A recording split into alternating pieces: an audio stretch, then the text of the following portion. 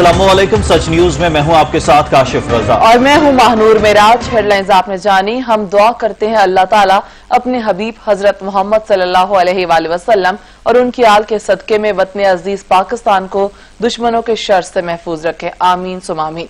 Bulletin का बाकायदा आगाज करेंगे एक ब्रेक के बाद। आप रहिए सच न्यूज के साथ। ब्रेक के बाद सबसे पहले आपको अपडेट करेंगे कि अदालत ने तोशाखाना रेफरेंस में आसिफ अली जरदारी को 9 सितंबर को फिर तलब कर लिया। साबिक सदर और यूसुफ रजा गिलानी पर फर्द जुर्म आयद की जाएगी। तोशाखाना रेफरेंस आसिफ जरदारी पेश 9 सितंबर को फिर तलब फर्द जुर्म आयद की जाएगी। आसिफ जरदारी एहतसाब अदालत में तोशाखाना रेफरेंस की समाअत पर पेश हुए। साबिक सदर ने रोस्टरम पर आकर हाजिरी लगाई। कोरोना से बचाव के लिए आसिफ जरदारी ने फेस मास्क और शील्ड लगा रखी थी। Chairman People's Party Bilawal Bhutto और आसफा भुट्टो भी आसिफ जरदारी के हमरा थे। अदालत ने तोशाखाना रेफरेंस में आसिफ जरदारी को 9 सितंबर को फिर तलब कर दिया। साबिक सदर और यूसुफ रजा गिलानी पर फर्द जुर्म आयद की जाएगी। अदालत ने हाजिरी यकीनी बनाने के लिए 20 लाख रुपए के जमानती मुचलके जमा कराने का हुक्म भी दिया। साबिक सदर के वकील फारूक एच नाइक ने कहा कि हम 7 नाकों से गुजरकर अदालत पहुंचे। इस्लामाबाद इंतजामिया ने वकला और मुल्जमान को अदालत में दाखिले से भी रोका। उन्होंने सवाल भी किया कि आसिफ जरदारी बीमार हैं, अगर कोरोना हो गया तो कौन जिम्मेदार है। Chairman People's Party Bilawal Bhutto ने हुकूमत और इदारों पर इल्जामात की बौछार कर दी। बोले मेरा पूरा खानदान भी गिरफ्तार कर लें, 18वीं तरमीम पर आंच नहीं आने देंगे। जाली और कठपुतली हुकूमत नहीं चल सकती। हुकूमत आसिफ अली जरदारी से इतना डरती है कि पेशी पर सारी पुलिस बुला ली जाती है। आज फिर से इस्लामाबाद को यरगमाल बनाया गया है। हमारे वकला और कारकुनों को अदालत आने से रोका गया। जमहूरियत नहीं चलेगा, ये कठपुतली जमहूरियत नहीं चलेगा। अगर आपने मेरा पूरा खानदान को गिरफ्तार करना है कर लो। हम 18वीं तरमीम पे 1973 के आईन पे एक आंच नहीं आने देंगे। इंसानी हकूक पे, जमहूरी हकूक पे और इस मुल्क के गरीब अवाम के मुआशी हकूक पे आंच नहीं आने देंगे। आप करें जो आपने करना है। जबकि पाकिस्तान पीपल्स पार्टी की सेनेटर शरी रहमान ने कहा है कि साबिक सदर के एहतसाब अदालत पेशी पर कारकुनान पर तशद्दुद किया गया। नैब मुतनाज़ा इदारा बन चुका है। अदालत बुलाया भी गया और रास्ते भी बंद कर दिए गए। क्यों पाकिस्तान का मजाक उड़ा रहे हैं? पूरा इस्लामाबाद खासदारों का जंगला बन गया है। जैसे कोई और काम नहीं हो रहा है यहाँ पे। पाकिस्तान में और कोई चीज नहीं है जिससे डरना है। आप मुझे बताएं ये कहाँ का इंसाफ है? इनके वज़रा जो नैब पैदा होने चाहिए फिर रहे हैं हर जगह दन आते हुए। इस 3 पुलिस गाड़ियों और 10 सिक्योरिटी प्रोटोकॉल में फिर रहे हैं। तो ये आए इक़्तिदार में प्रोटोकॉल के लिए और जाएंगे भी आपके सामने। देख सुबह से शाम तक पाकिस्तान मुश्किलों में घिरा हुआ है। आलमी मुश्किलों में, खित्ते में मुश्किलों में, इक्तिसादी बुरहान है मुल्क में, कोविड का भी बुरा हाल है अभी तक। और ये क्या कर रहे हैं? इनके पास एक ही एजेंडा है। वो ये एजेंडा है कि अपने सियासी मुखालफीन को विच हंट कर करके एक एक करके वो मैदान से हटाएं। लेकिन मैं आपको बताऊं, आखिरी बंदे तक, आखिरी बंदी तक, वर्कर तक, कारकुन तक पीपल्स पार्टी मैदान में खड़ी रहेगी। एहतसाब अदालत ने साबिक वजीर आजम नवाज शरीफ को इश्तिहारी करार देने की कार्रवाई 25 अगस्त तक मुअख्खर कर दी। तोशाखाना रेफरेंस केस में नवाज शरीफ को इश्तिहारी करार देने या ट्रायल में शामिल करके फर्द जुर्म आयद करने का फैसला 25 अगस्त को होगा। नैब तक कार्रवाई मुअख्खर कर दी गई है। जबकि पेशी पर नवाज शरीफ के नुमाइंदे जहांगीर जदून ने समाअत मुलतवी करने की दरखास्त जमा कराई थी, जिसमें कहा गया कि एहतसाब अदालत के हुक्मनामे को इस्लामाबाद हाईकोर्ट में चैलेंज कर रखा है। इस्तदा की गई थी कि इस्लामाबाद हाईकोर्ट का खुसूसी डिवीजन बेंच आज समाअत करेगा। फैसले का इंतजार किया जाए। एहतसाब अदालत ने नवाज शरीफ को आज बजरिया इश्तिहार तलब कर रखा था। मरीम नवाज और शहबाज शरीफ पेश हों। अदालत ने शहबाज शरीफ और मरीम नवाज को पेश होने का नोटिस जारी कर दिया। ये बुलावा एक और कब्जे की अराजी की दरखास्त पर आया है। शरीफ फैमिली के खिलाफ अराजी पर गैर कानूनी कब्जे से मुतालिक दरखास्त पर अदालत ने मरीम नवाज और शहबाज शरीफ को 20 अगस्त को तलब कर लिया है। दरखास्त में इस्तदा की गई कि शरीफ फैमिली ने जात उमरा में 4000 एकड़ अराजी पर कब्जा किया है। अदालत मुत्तलिका थाने के SHO को अराजी और वागुजार कराने का हुक्म दे।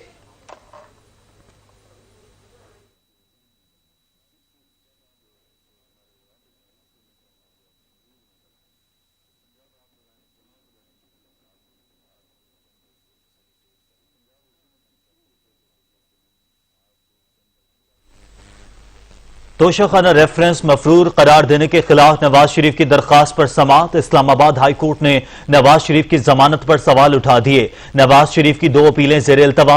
8 हफ्ते की जमानत का क्या स्टेटस? चीफ जस्टिस अतर मिनुल्लाह की जानिब से इस्तफसार किया गया। बोले, क्या नवाज शरीफ की वो जमानत खत्म हो चुकी है? हमने पंजाब हुकूमत को कहा था नवाज शरीफ की जमानत में तौसी पर फैसला करें। जस्टिस आमिर फारूक की जानिब से रिमार्क्स दिए गए।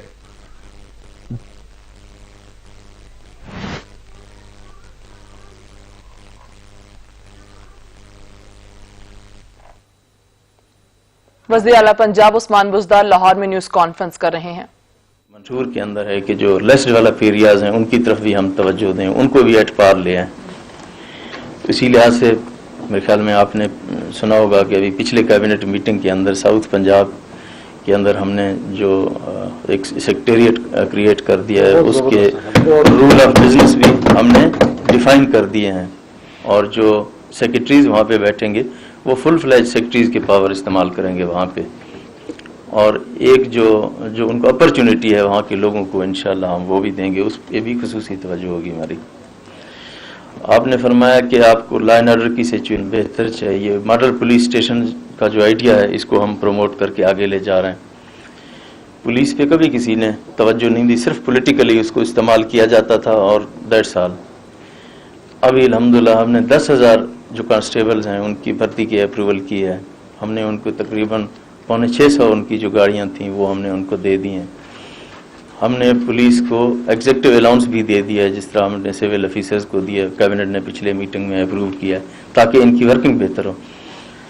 और जो अलाउंसेस थे, जो इससे नीचे के जो हमारे लोग थे, उनकी भी अप्रूवल उन्होंने दी है। 45 नए थाने बनाए, उनकी बिल्डिंग के लिए पैसे हम रिलीज़ कर रहे हैं। 101 जो थाने हैं उनके लिए लैंड ट्रांसफ़र कर रहे हैं।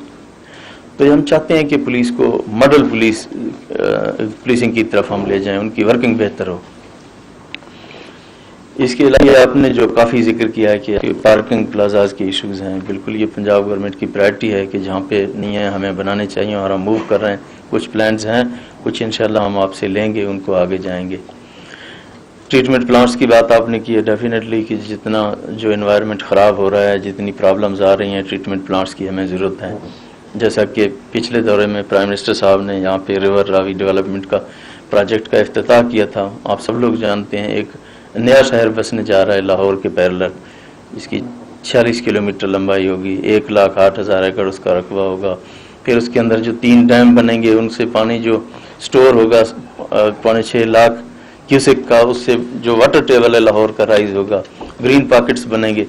तो ये जो एनवायरनमेंट है इस शहर का वो भी बेहतर होगा, क्योंकि पोल्यूशन इतनी हो रही है जो कि ख़तरनाक हद तक बढ़ गई है और पानी का लेवल डे टू डे नीचे जा रहा है। तो उसको हमें मेंटेन करना है। तो उसके अंदर जब ये हमारी डेवलपमेंट स्टार्ट होगी तो उसके अंदर इंशाल्लाह 90% 95% जो मटीरियल है वो हमारा लोकल इस्तेमाल होगा। तो एक इंडस्ट्री के साथ 40 इंडस्ट्रीज आपकी चलेंगी। तो इंशाल्लाह जो इकोनॉमिक बूम है एक इस मुल्क के अंदर ये आएगा। आप सोचेंगे कि कितनी इकोनॉमिक एक्टिविटी स्टार्ट होगी इस मुल्क के अंदर, तो उसका हमें इंशाल्लाह फ़ायदा होगा। बाकी आपने सर जितनी जो मसाइल का जिक्र किया है, तो इंशाल्लाह इनको पूरी नेक नीति के साथ हम आपके साथ बैठेंगे। आपका एक एक इशू ये हल करना हमारा फ़र्ज़ है, ये हमारी ड्यूटी भी है, क्योंकि आप जो कौमी तरक्की के अंदर आप जितना पार्टिसिपेट कर रहे हैं तो ये हमारा भी हक बनता है। हमारे इंडस्ट्रीज़ डिपार्टमेंट मिनिस्टर साहब बहुत एक्टिव हैं, ये माशाल्लाह आप लोगों के साथ राब्ते में भी रहते हैं और मैं ख़ुद भी हूँगा। फेडरल के लिए जितनी आपको ऑफिस के लिए जगह चाहिए होगी, इसी तरह हम सीमेंट इंडस्ट्रीज़ के लिए हम कोशिश कर रहे हैं, उसके रूल्स हमने बनाए हैं, उसके लिए हम प्रोसेस में हैं, काफ़ी चीज़ें पाइपलाइन के अंदर हैं। तो जो इकनॉमिक एक्टिविटी है ये बहुत ज़रूरी है और इसकी तरफ हमें जाना है और इसके बगैर गुजारा नहीं है। जहाँ तक एग्रीकल्चर की बात है, पिछले दिनों भी मैंने मीटिंग की थी, तो मुझे बता रहे हैं कि इंशाल्लाह आपको अच्छी खबरें मिलेंगी, स्पेशली जो सीड के हवाले से है। हमें इस पे कुछ करना होगा और इसके अलावा अब चारा नहीं है, अब गुजारा नहीं होगा इस तरह से रिवायती तरीक़ों से, क्योंकि रिसर्च की तरफ तो कभी तवज्जो नहीं दी गई, कभी फंड ही नहीं दिए गए उनको। ये पहली दफ़ा हमने उनको फंड दिए हैं और उनको हम फैसिलिटेट कर रहे हैं ताकि जो रिसर्च के इदारे हैं वो भी एक्टिव हों और कुछ करके दिखाएँ। तो इंशाल्लाह उस पर भी हमारी प्रोग्रेस होगी और हमारी जो एडमिनिस्ट्रेशन है उसके अंदर हम कोशिश कर रहे हैं कि हम बेहतर सच न्यूज में यह वक्त हुआ है एक ब्रेक का। हमारे साथ रहिएगा। ब्रेक के बाद आपको बताएं कि कौमी एहतसाब ब्यूरो के बुलावे पर हुकूमत और नून लीग के 4 रहनुमा पेश हो गए। सियासी जमातों के रहनुमाओं को शराब लाइसेंस, करप्शन, आमदन से जायद दस्तावेजात और अराजी केस में तलब किया गया है। नायब ने वज़ीर आला पंजाब से साबिक प्रिंसिपल सेक्रेटरी राहिल सदीकी शराब लाइसेंस केस में पेश हुए। नून लीगी रहनुमा Hanif Abbasi sports board corruption case में मौजूद हैं। नायब ने हनीफ अब्बासी को 20 सवालों पर मबनी सवालनामा भी अर्साल किया था। पीटीआई के एमपी गजनफर अब्बास चीना भी नायब लाहौर में नायब की तहकीकाती टीम के सवालात का जवाब दे रहे हैं। नून लीग के मोहसिन लतीफ भी औकाफ की जमीन देने के केस पर नायब में मौजूद हैं। सुप्रीम कोर्ट ने सरकारी अराजी पेट्रोल पंप लीज से मुतालिक केस में फैसलाबाद में सरकारी अराजी पर 2 पेट्रोल पंप से कब्जा वापस लेने का हुक्म दे दिया। सुप्रीम कोर्ट में सरकारी अराजी पेट्रोल पंप लीज से मुतालिक केस की समाअत हुई। चीफ जस्टिस पाकिस्तान ने कहा कि 30,000 सालाना किराए पर एनएचए ने ग्रीन बेल्ट पर पंप्स बनवा दिया। ग्रीन बेल्ट की जमीन पेट्रोल पंप के लिए कैसे अलॉट हो गई? जस्टिस काजी अमीन ने रिमार्क्स दिए कि एनएचए कानून से बालातर नहीं, इस मुल्क में लोगों के कुछ हुकूक रहने दें। सरकार की जमीन के साथ मजाक खत्म होना चाहिए। जस्टिस इजाजुल अहसन ने रिमार्क्स दिए कि सरकारी जमीन को कोड़ियों के भाव देने की इजाजत नहीं दे सकते। अदालत ने फैसलाबाद में सरकारी अराजी पर 2 पेट्रोल पंप से कब्जा वापस लेने का हुक्म दे दिया। सिंध हाई कोर्ट ने शुगर इंक्वायरी कमीशन रिपोर्ट कलअदम करार दे दी। अदालत ने मुतालिका इदारों को चीनी की किल्लत और कीमतों में इजाफे से मुतालिक आजादाना नई तहकीकात का हुक्म दे दिया। सिंध हाई कोर्ट ने शुगर इंक्वायरी कमीशन के खिलाफ शुगर मिल्स मालिकान की दरखास्त पर फैसला सुना दिया। सिंध हाई कोर्ट ने शुगर इंक्वायरी कमीशन और रिपोर्ट कलअदम करार देते हुए चीनी की किल्लत और कीमतों में इजाफे से मुतालिक आजादाना नई तहकीकात के ऑर्डर जारी किए हैं। अदालत ने अपने अहकामात में कहा कि नैब, FIA, FPR और दीगर इदारे चीनी की किल्लत से मुतालिक आजादाना और कानून के मुताबिक तहकीकात करें। Additional attorney general Pakistan Kashif Aracha ने मौक़िफ़ इख्तियार किया कि मुल्क में चीनी की किल्लत और कीमतों में इजाफे से हर पाकिस्तानी मुतासर हुआ है। तहकीकात शुगर मिल्स मालिकान के खिलाफ नहीं थी। चीनी की किल्लत की वजूहात जानने के लिए की गई। कमीशन की रिपोर्ट में चीनी की किल्लत और कीमतों में इजाफे का पता लगाया गया है। शुगर इंक्वायरी कमीशन और रिपोर्ट को 20 से ज्यादा शुगर मिल्स मालिकान ने सिंध हाई कोर्ट में चैलेंज कर रखा था। जस्टिस के आगा और जस्टिस उमर सयाल पर मुश्तमिल 2 रुकनी बेंच ने दलाइल मुकम्मल होने पर फैसला महफूज किया था। सिंध हाई कोर्ट ने सूबे में बल्दियाती इंतखाबात जल्द कराने से मुतालिक हुकूमत और इलेक्शन कमीशन से जवाब तलब कर लिया। सिंध में बल्दियाती इंतखाबात जल्द कराने से मुतालिक दरखास्त पर समाअत हुई। अदालत ने एडिशनल एडवोकेट जनरल से मुकालमा करते हुए कहा कि आप जवाब जमा कराएंगे, केस चलेगा। आपने जवाब जमा कराना है या नहीं बता दें। वकील मेयर सखर लड़काना ने कहा कि 28 अगस्त को मेयर की मुद्दत खत्म होगी, फिर इलेक्शन हो जाए, हमें कोई एतराज नहीं। हम खुद चाहते हैं कि इलेक्शन वक्त पर हो। अदालत ने समाअत 26 अगस्त तक मुलतवी करते हुए सिंध हुकूमत और इलेक्शन कमीशन से जवाब तलब कर लिया। पेशावर में आटा महंगा होने पर नान भाइयों ने रोटी की कीमतों में इजाफा करने का फैसला कर लिया है। उनका कहना है कि 10 रुपए में रोटी फरोख्त करके अब नामुमकिन हो गया है, जिस पर उन्होंने एहतजाज शुरू कर दिया। मजीद जानते हैं अवैस महमूद से। जी अवैस। हाँ जी बिल्कुल, आज पेशावर ननभाई एसोसिएशन की जानिब से आटा महंगे होने पर ननभाइयों ने एहतजाज जो है वो कॉल दे दी है और आज जो है वो एहतजाज करते हुए दिखाई दे रहे हैं। बैनर हाथ में पकड़े हुए हैं, नारेबाजी करते हुए दिखाई दे रहे हैं। हमारे साथ अभी मौजूद हैं, हम उनसे बात करते हैं कि वो क्या कहते हैं, आखिर वजूहात क्या है। सर क्या वजूहात है, क्या कहेंगे इस हवाले से? मैं तो ये कहूँगा कि ये 4 महीने से ननभाई पर जो जुल्म हो रहा था, इंतजामियों को हम बार बार हर हफ्ते में जाते हैं, वो टाल मटोल करती है और आखिरी हम इस इजाज पर मजबूर हो गए हैं क्योंकि आटे की बोरी अभी मार्केट में 6000 से ऊपर चली गई है। फैन की बोरी, फैन आटा जो ननभाई पकाते हैं। उसके अलावा जो हमने हर दुकान से 2-2 मजदूरों को बेरोजगार कर दिया है। आटे के पैसे बराबर नहीं। अब आज हम इस पर मजबूर हो गए कि हम परमन एहतजाज करेंगे और इस आटे को सस्ता किया जाए और हमारा रिज़्क लाखों ननभाई मजदूर हैं जिनको बेरोजगार करने में ये पूरा इंतजामिया का हाथ है, उसके खिलाफ हमारा आज एहतजाज है। हाँ जी बिल्कुल, जैसे कि आपने इनकी बात सुनी, इनका भी यही कहना है कि इंतजामिया जो है इनके साथ मुज़ाकरात नहीं कर रही, जबकि इंतजामिया जो है एहतजाज करने पर मजबूर है। ये ननभाई हजरात, इनका यही कहना है कि ननभाई जो है इनके साथ मुज़ाकरात किए जाए ताकि जो ननभाई और इंतजामिया के बीच जो पीस रही आवाम है उसको थोड़ा सा रिलीफ मिल सके। जी सही, बहुत शुक्रिया अवैस आपका।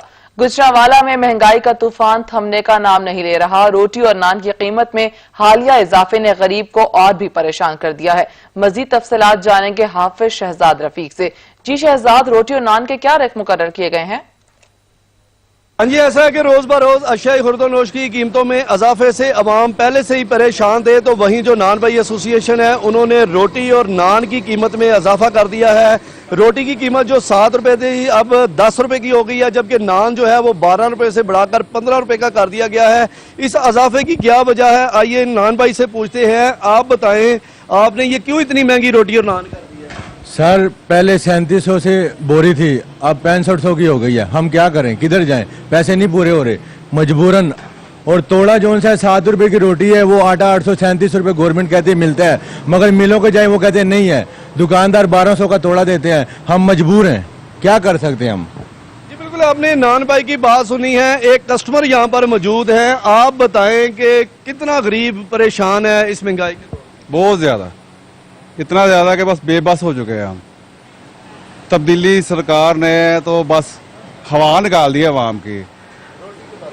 रोटी देखे ना, पहले 10-12 रुपए का नान था और साइज भी ठीक था, अब 15 रुपए का नान और साइज भी उतना नहीं है। गरीब आदमी किधर जाए, इनकम तो नहीं। बिल्कुल, आपने कस्टमर की भी बात सुनी है। उनका कहना है कि महंगाई के इस दौर में गरीब मजीद परेशान है। पहले जो वजन भी ज्यादा था और नान जो है वो 10 से 12 रुपए का मिलता था, अब कम वजन में वही नान 15 रुपए का, रोटी 10 रुपए की मिल रही है।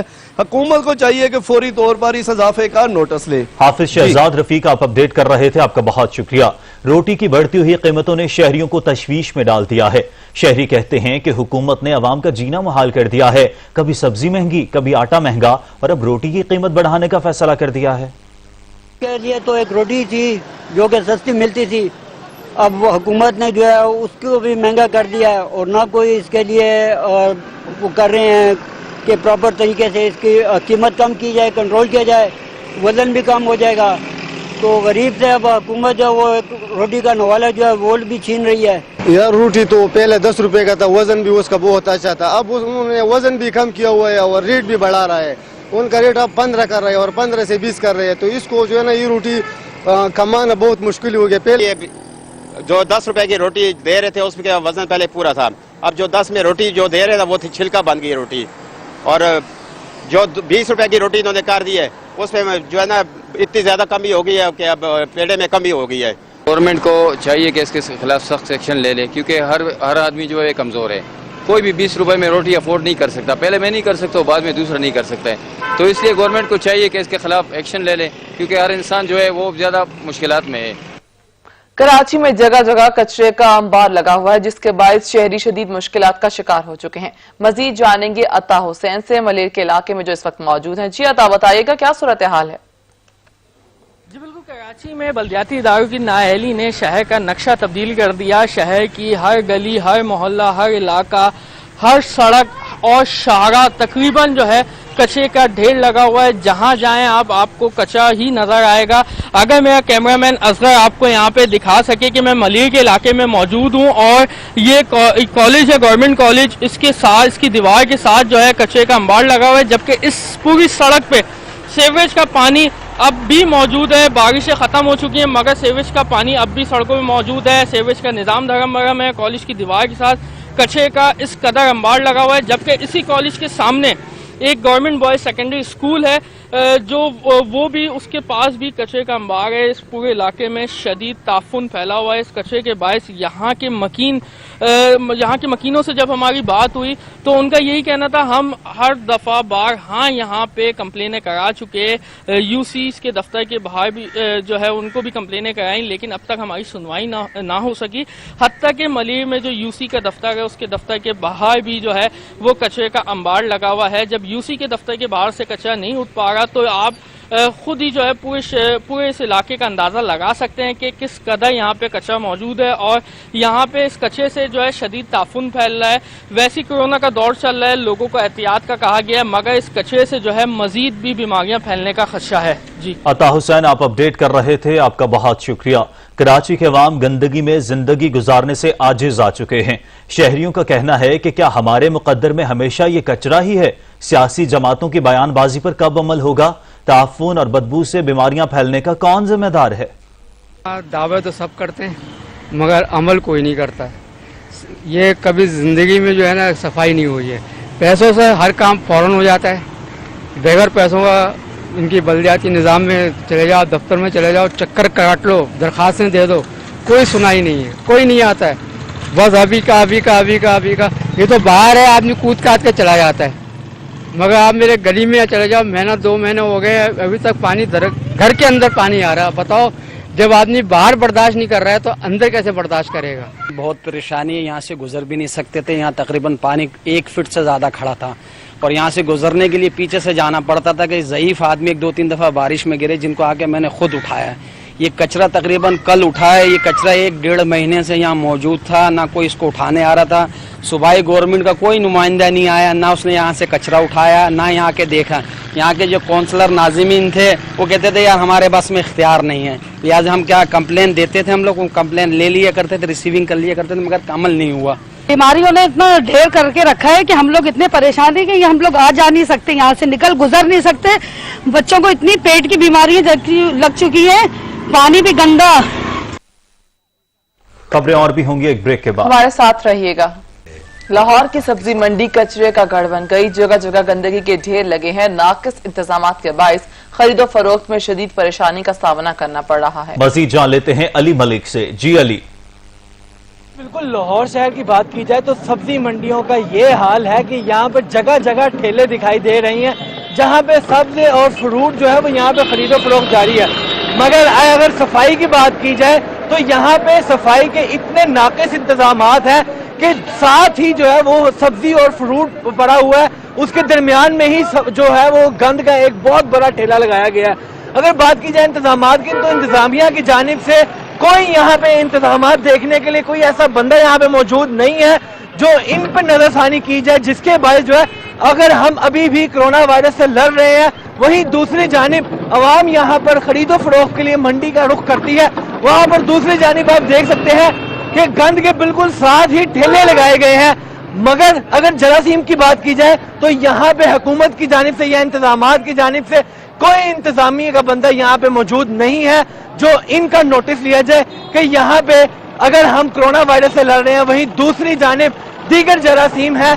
अगर हम आवाम को सहूलत फराहम नहीं कर सकते, सेहतमंद फल या सब्जी फराहम नहीं कर सकते, तो हुक्मरान क्या कर रहे हैं? देखिए आप यहाँ पे जगह जगह पर जो है वो ठेले हैं, अवाम जो है वो यहाँ पे खरीदो फरोख्त के लिए आई है, मगर गंद जो है वही सब्जी जहाँ से खरीदनी है उसी के दरमियान में सारा गंद जो मंडी का है वो इकट्ठा हुआ है। यहाँ पे अगर इंतजामात की बात की जाए तो नाकिस इंतजामात है, और अगर एसओपीज की बात की जाए तो दूर दूर तक एसओपीज तो कोई यहाँ से गुजर के भी नहीं गया। जगह जगह पर ठेले और रेहड़ी वाले जहाँ पे मौजूद हैं, इनके दरमियान में ही ये गंद का पलंदा जो है वो नजर आ रहा है। इंतजामात इतने नाकिस हैं कि इंतजामिया की जानिब से अभी तक कोई इंतजामात नहीं किए गए।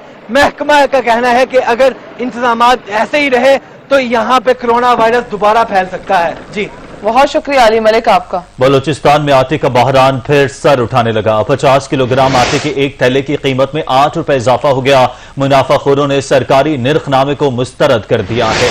बलूचिस्तान में आटे का बहरान फिर सर उठाने लगा। मजीद जानेंगे अब्दुल गनी काकड़ से। जी अब्दुल गनी। देखिए, बलूचिस्तान में आए रोज बढ़ती हुई जो महंगाई है उसमें ये यकीनन एक और बड़ा बोझ है जो हुकूमती बेहिसी की वजह से अवाम पर डाला गया है मुनाफाखोरों की जानिब से।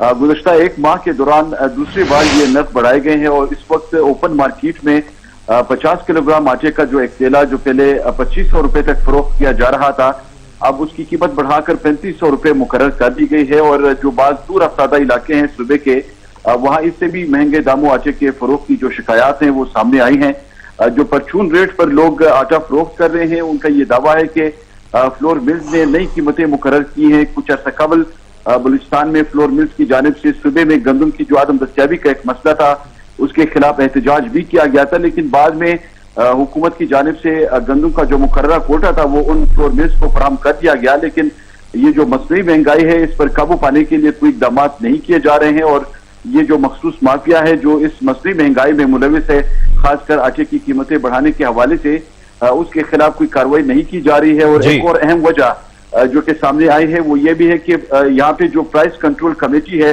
वो भी इस हवाले से कोई तवज्जो नहीं दे रही है, इसीलिए नर्व जो है ये बढ़ रहे हैं।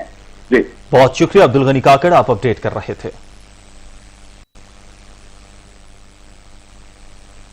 पाकिस्तानी मार्शल आर्ट्स मास्टर का बड़ा कारनामा, एक मर्तबा फिर भारतीय रिकॉर्ड पर कब्जा कर लिया।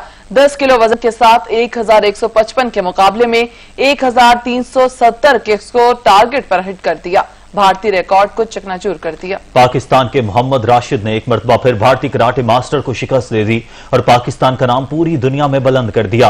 राशिद नसीम ने 1 घंटे में 10 किलो वजन बांधकर 1370 किक्स लगाकर भारतीय रिकॉर्ड तोड़ दिया। इससे पहले यह रिकॉर्ड भारत के जय अंत रेड्डी के पास था, जिन्होंने 1 घंटे में 1155 किक्स लगाकर रिकॉर्ड कायम किया था। राशिद नसीम के रिकॉर्ड की तादाद 60 हो गई है, जबकि Pakistan Academy of Martial Arts की तरफ से बनाया जाने वाला यह 74वां रिकॉर्ड था।